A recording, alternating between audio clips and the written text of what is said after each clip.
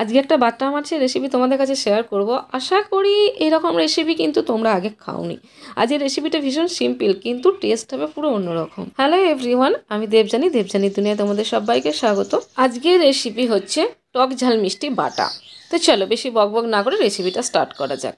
তো প্রথমেই তো লাগবে বাটা মাছ। আমি এখানে 400 গ্রাম বাটা মাছ নিয়ে ভালো করে কেটে ধুয়ে নুন মাখিয়ে রেখে দিয়েছি। হলুদ মাখাবো না, আর মাছটা কিন্তু কাঁচা ইউজ করা হবে। কাঁচা ইউজ করা হবে শুনে কিন্তু ভয় পেয়ে যেও না, কোনো রকম আষ্টে গন্ধ আসবে না। উপকরণ কী কী নিয়েছি একবার দেখে নাও। কালো সর্ষে নিয়েছি, সাদা সর্ষে বা হলুদ সর্ষে নিয়েছি, একটু ভিনেগার নিয়েছি, আর নিয়েছি কাঁচা লঙ্কা, আর নিয়েছি পরিমাণ মতো লবণ। এখানে নিয়েছি একটু কাশ্মীরি লঙ্কার গুঁড়ো, তারপর নিয়েছি একটু ঝাল লঙ্কার গুঁড়ো, আর কাঁচা লঙ্কাতে ইউজ করছি। এখানে নিয়েছি টমেটো কেচাপ, এটা আমার হোমমেড, কিন্তু তোমরা বাড়িরও নিতে পারো অথবা কেনাও নিতে পারো। নিয়েছি অল্প একটু চিনি আর হলুদের গুঁড়ো, আর নিয়েছি একটু ধনেপাতা। বাস এইটুকু উপকরণেই কিন্তু সমস্ত রান্নাটা হয়ে যাবে। আর এগুলো তো আমাদের বাড়ির রেগুলার মশলা, দেখতেই পাচ্ছ যে এগুলো কিন্তু সবার বাড়িতে অ্যাভেলেবেল থাকে।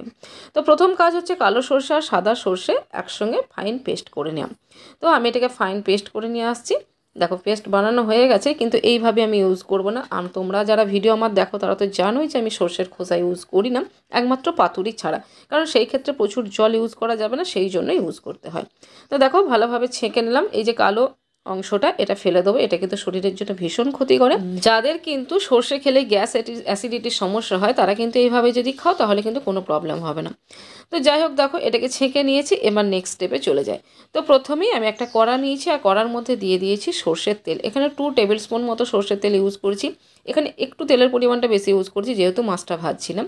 তারপর যে সর্ষের জলটা ছিল সেটা দিয়ে দিলাম, তারপর ভিনিগার দিয়ে দিলাম, তারপর লঙ্কা গুঁড়ো, হলুদ গুঁড়ো, যা যা আছে মশলাগুলো একে একে এইভাবে দিতে থাকবো আর মেশাতে থাকবো।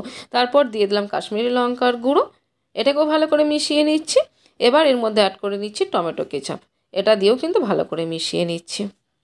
এবার দিয়ে দিচ্ছি চিনি, এটা কিন্তু অবশ্যই অ্যাড করতে হবে। তারপর পরিমাণ মতো লবণ, তারপর ভালো করে মিশিয়ে নিয়ে আর মাছগুলো এর মধ্যে দিয়ে দিচ্ছি।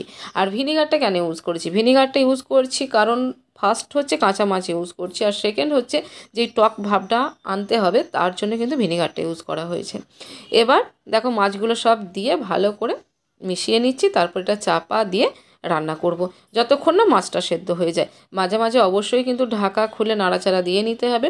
মাছগুলো এখানে মোটামুটি 70% মতো সেদ্ধ হয়ে গেছে, আর জলের পরিমাণটা কিন্তু আগের থেকে অনেকটাই কমে গেছে। আরেকটু জলের পরিমাণ কমবে, জলের পরিমাণটা বেশি এই জন্যই দেওয়া হয়েছে যেহেতু মাছগুলো সেদ্ধ হতে হবে। তারপর দেখো চেরা কাঁচা লঙ্কা আর ধনেপাতা কুচিটাও দিয়ে দিলাম।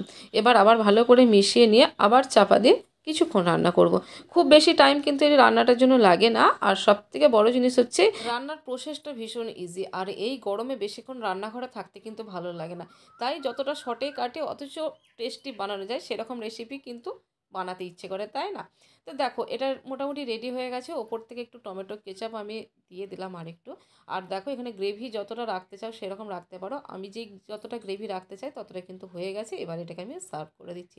মাছগুলো আমি সমস্তই সার্ভ করে দিলাম, আর ওপর থেকে গার্নিশিংয়ের জন্য আরেকটু আমি টমেটো কেচাপ দিয়ে দেবো। এটা পুরোপুরি অপশনাল, দেখতে ভালো লাগার জন্য আমি এটা করে থাকি। তো যাই হোক দেখো সমস্ত মাছ দিয়ে দিয়েছি, আর ওপর থেকে টমেটো কেচাপও দিয়ে দিলাম।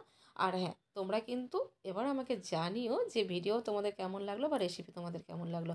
ভালো লাগলে অবশ্যই একটা লাইক করে যেও, নতুন বন্ধুরা চ্যানেলটা সাবস্ক্রাইব করে যাও, আর ফেসবুক থেকে দেখে থাকলে অবশ্যই কিন্তু পেজটা ফলো করে দিও। তো আজকের মতো বিদায় নিচ্ছি, আবার দেখা হবে নেক্সট রেসিপিতে। ততক্ষণের জন্য সবাই ভালো থেকো, সুস্থ থেকো, সাবধানে থেকো। টাটা।